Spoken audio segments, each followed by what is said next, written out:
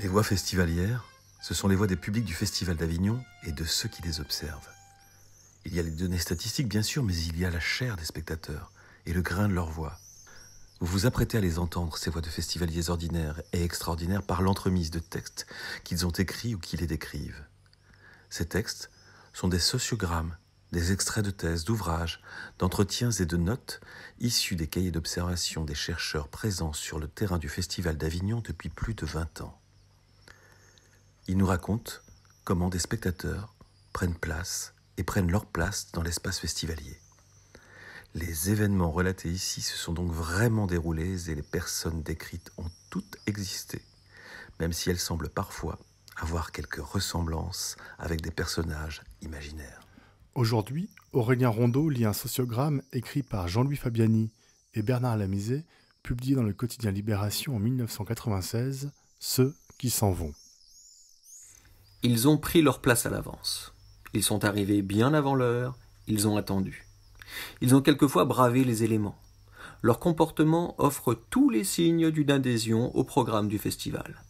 Et pourtant, ils s'en vont avant la fin sans avoir manifesté leur désapprobation au cours du spectacle. En apparence, ceux qui s'ennuient trop choisissent la liberté, mais les choses ne sont pas aussi claires. Certains s'ennuient et ne partent pas. D'autres, qui ont pratiqué une attention flottante, voire carrément dormante, applaudissent à la fin avec enthousiasme. À Édouard II, un petit homme corpulent s'est levé 2 fois, sa femme l'a retenu.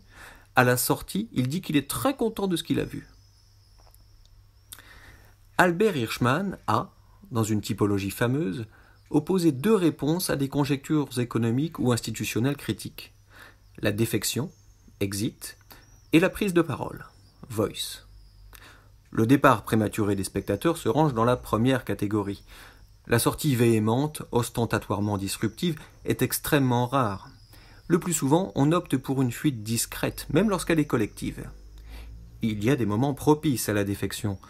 Ponctuation musicale, changement de décor, scène faiblement éclairée. Certaines configurations spatiales se prêtent mal à la sortie. Lors de la lecture consacrée à René Char, une femme mûre, affublée de socques à hauts talons, se lasse des entrées impromptues de Paul Venn.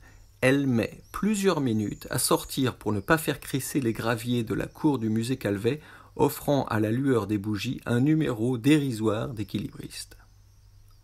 Certaines sorties sont carrément énigmatiques. Quelques-uns, après avoir enduré près de 3 heures, partent 10 minutes avant la fin.